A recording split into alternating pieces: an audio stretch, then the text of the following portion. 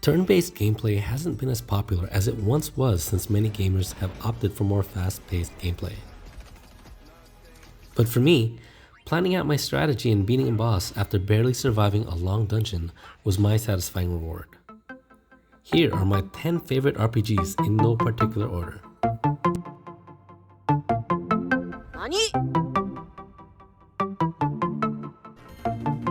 Number 10, Phantasy Star 4. For me, whenever I think of RPGs, Phantasy Star series is the first thing that comes to mind. And Phantasy Star 4 was the one that perfected it. It was released in '95. It had everything. It had guild quests, vehicles that you can roam the overworld, and you can use these vehicles to fight in turn-based battle. There are anime characters in comic book style cutscenes, and the story is somewhat connected to the previous games. Although it's not necessary to play the first entries, there are a lot of references that make Phantasy Star 4 that much more enjoyable. When I was younger, I wanted to buy this game, but it retailed at just under $100.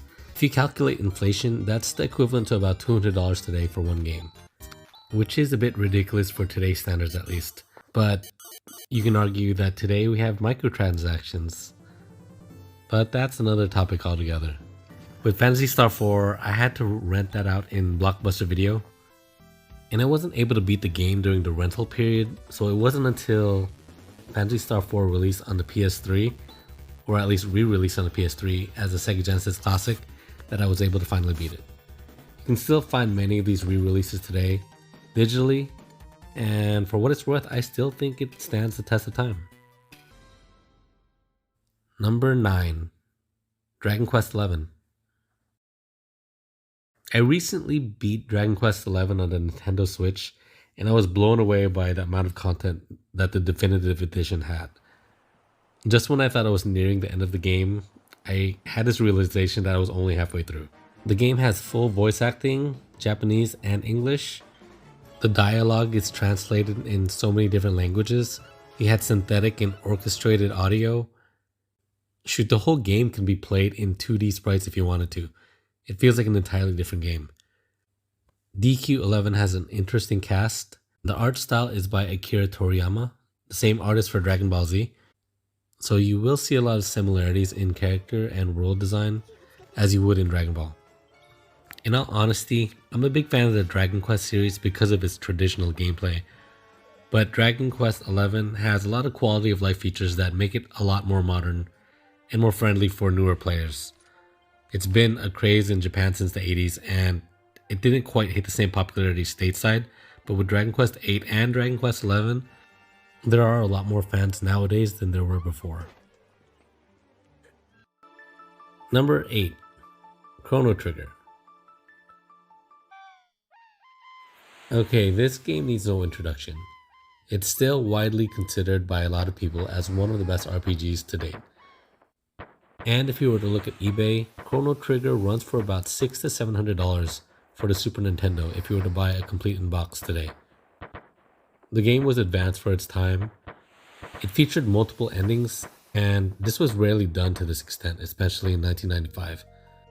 Chrono Trigger was able to pull off time travel well. You can imagine affecting time in different instances can lead to a different ending. And how Squaresoft managed to pull this off back then still impresses me to this day. Number 7, Persona 5 Royal. This is a newer game on the list, but it is a great game. It's one of the reasons why the whole series is sought after by fans, and one of the reasons why retro collecting for this series has hit an all-time high. I think though that if you wanted to replay the previous entries, I would hold off a bit. Atlus has been remaking their classics. They just remastered Persona 3 and Persona 4 Golden, and they just remade Persona 3 Reload. Persona 5 Royal is the definitive version of Persona 5. They added an extra character, they added extra storylines, and a lot of other quality of life features.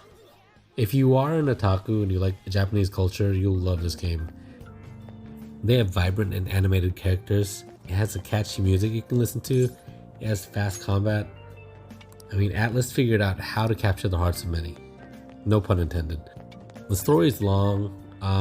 It's probably the longest one on this list. You can clock in at over 100 hours just to beat the main storyline. and you know it's good when it never outwears its welcome. Luckily, there is a sequel and plenty of spin offs in the series if you want to see what the characters are up to. They have Persona 5 Strikers, Persona 5 Dancing in the Starlight, and Persona 5 Tactica. Number 6, Final Fantasy VI. I think this game is the best in the series. There, I said it. It's one of the few RPGs where there isn't really a main character. Most of the party members have such strong personalities and good character designs that they all could be the main character. And the thing is, most of these characters are relatable. You see them at their lowest point in life, you see them find love, you see them joke with each other and find friendship. And there's a point where everything changes and you get to make a decision whether certain characters live or die. Final Fantasy VI tells a deep and unforgettable story, and hopefully if there is a remake, Square Enix does it justice. Number 5, Grandia. I actually played this game on a hacked PS1.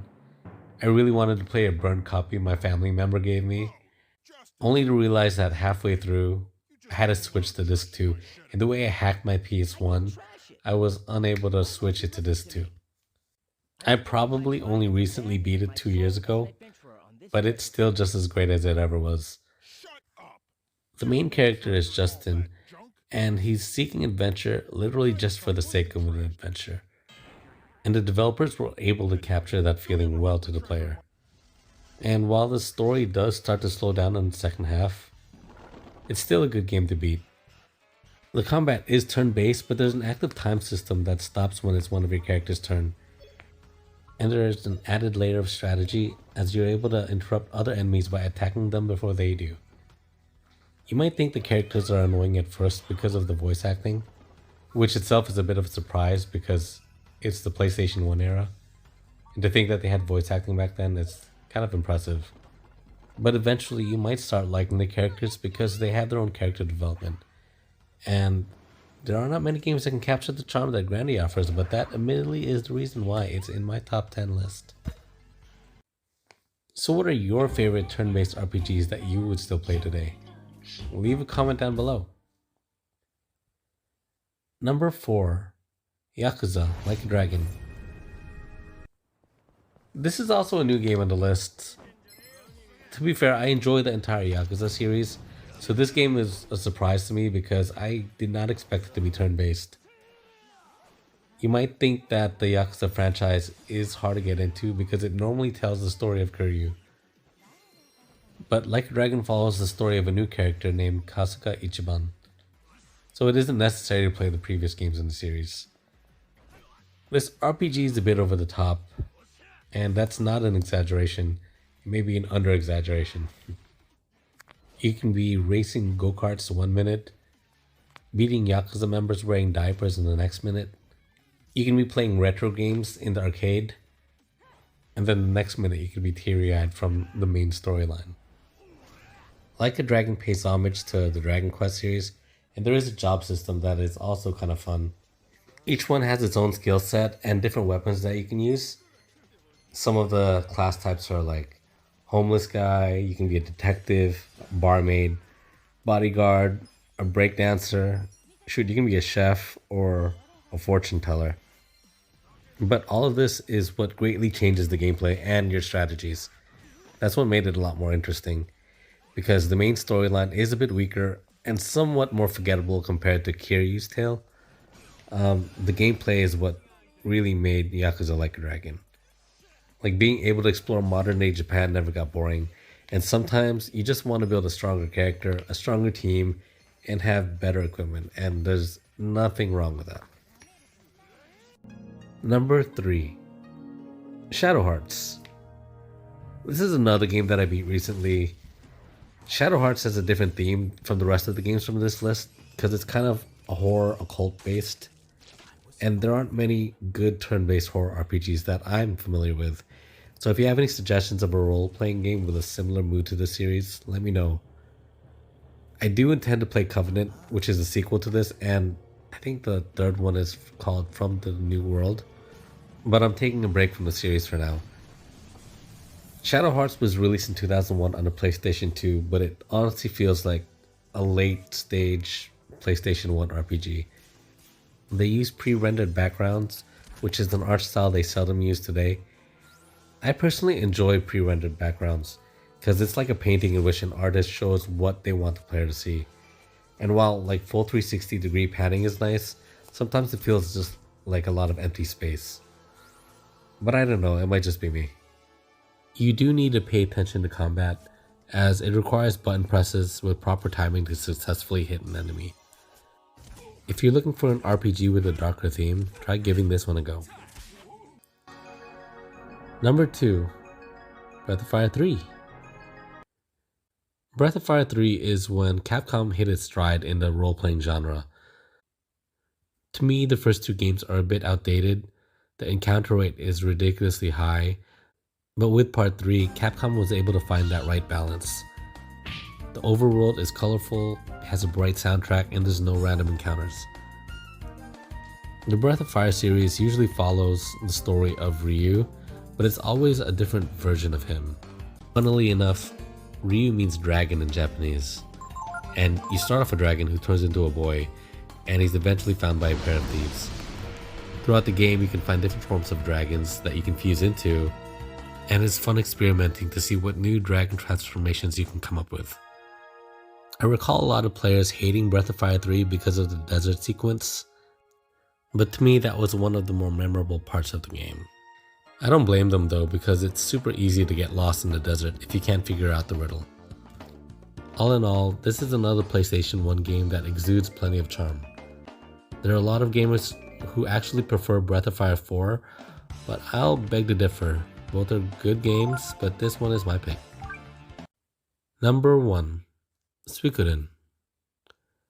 Though I did say this list is in no particular order, Suikoden is the only exception, and it stands at number 1 on my list. When the PlayStation 1 was released in 1996, there weren't many RPGs available. So as a kid, I was excited when Suikoden 1 was announced. My eyes would widen as I read through copies of PSM magazine or GamePro magazine. And though Suikoden was underrated at the time, nowadays a lot of RPG gamers are very familiar with this game. It went under a lot of people's radar for a reason. It was released in December 1996, and a month later, in January 1997, Final Fantasy VII was released. Everyone, including me, was excited for FF7. It was in complete 3D, while Suikoden was using Super Nintendo style graphics with 2D. But if you were to play both games right now, Suikoden 1 would feel a lot less dated. In fact, the art style is its charm. You could recruit up to 108 characters, and many of them have more personality than other video game characters today. You had a 6 party member turn-based system. It featured 1 versus 1 dueling combat, and also had a rock paper scissors like war combat. Suikoden 1 was short and sweet, and it could be easily beaten in under 20 hours. And while Suikoden 2 may be heralded as a better game by many, I wouldn't necessarily disagree. It's a direct sequel from the wonderful story laid out by the original, but without the original, the nostalgic references wouldn't be there. Here's hoping that Konami does the upcoming remaster justice. If you can find this game in the future, let me know what you think about it after you complete it. There are plenty of other role-playing games that I have missed, and different genres as well. There's action RPGs, tactics-based RPGs. I can make dozens of videos on my favorites, and I would probably still have a lot more to say. But if you have any other suggestions for future videos, please let me know down below. And thank you again for watching.